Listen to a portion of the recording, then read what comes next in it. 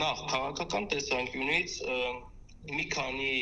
այսպես ասած, շարժառիթներ կարծում եմ իշխող ուժ ունի այս խայտառակ արշավը սանձազերծելու համար։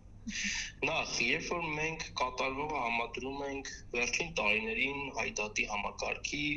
հայդատի առանցքային գրասենյակների, հատկապես Ամերիկայի գրասենյակի, Եվրոպայի գրասենյակի նկատմամբ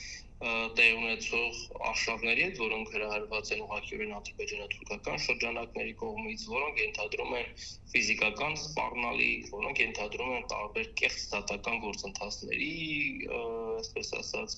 շրջանառություն, որոնք իհարկե որևէ տեղ չեն հասնում, տարբեր պատվիրված նյութերի, ֆիլմերի, հոդվածների տպագրություն, այս ամեն ինչը արվում է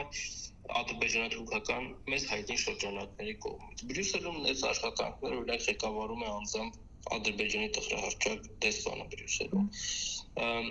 Նախորդ տարի հայդատի Ամերիկայի հանձնախմբի նկատմամբ մի քանի քրեական գործեր հարուցելու դիմումներ եղան, որոնցից որևէ մեկը ամերիկյան դատարանները չընդունեցին։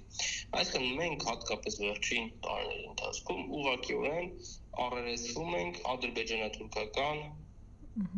նպատակաուղղված քարոզչության եւ ավելին քան քարոզչությունը։ Հիմա Հայաստանի իշխանություններն են միացել այս ընթացքին։ Սա նշանակում է, որ նվազագույնը նրանք ցանկանում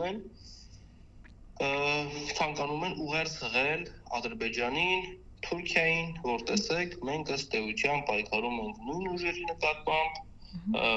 որ ցույց տան իրենց լոյալությունը թշնամական շրջանակներին եւ այլն։ Մի պատճառը կարծում եմ սա է։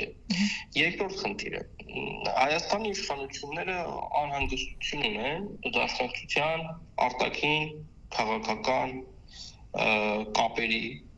համատեքստում, հատկապես արևմտյան գործընկերների հետ, եւ նաեւ փորձում են նման կեղծ թեզերով արժեզրկել մեր միջազգային, այսպես ասած, լեգիտիմությունը եւ կուսակցության եւ նաեւ որոշակիորեն հայդատի համակարգի միջազգային կապերը։ Ինչ վերաբերում է հիմա իրենց ասածների ամբողջ հակագիտական բնույթին։ Տեսեք, հայդատի հանձնախմբերի աշխատանքի լեգիտիմությունը ապահովում է հայ համայնքների վստահությամբ։ Հայդատի Ամերիկայի հանձնախումբը ունի այսպես կոչված Rapid Responders ծրագիր, արագ արձագանքողներ։ Սա ընդհանրապես մի օրինակ է։ Այդ ծրագրին բաժանորդագրված ամերիկահայության թիվը կարծեմ 100,000-ի մոտ է։ Այդ Rapid Responders բաժանորդագրմամբ ամերիկահայերը իրավունք են տալիս հանձնախմբին իրենց անունից, իրենց էլեկտրոնային փոստի գործադրմամբ, իրենց հասցեի գործադրմամբ, փոստալ կոդի գործադրմամբ նամակ գրել կոնգրեսականներին օրինակ, ցանկացած պաշտոնյայի ում հանձնախումբը ճիշտ է գտնում։ Կամ ստեղծված են նաև էլեկտրոնային հավաքարքեր, որով հանձնախումբը դիմում է եւ տարբեր Ամերիկա, տասնյակ հազարավոր ամերիկահայեր ներգրավում են համայնքային աշխատանքում։ Լեգիտիմությունը այդպես է ապահովում։ Լեգալությունը հայդատի հանձնախմբերի գործունեության ապահովում է նրանով, որ հայդատի յուրաքանչյուր հանձնախումբ, յուրաքանչյուր գրասենյակ աշխատում է ամբողջապես համապատասխան տվյալ երկրի օրենսդրությանը,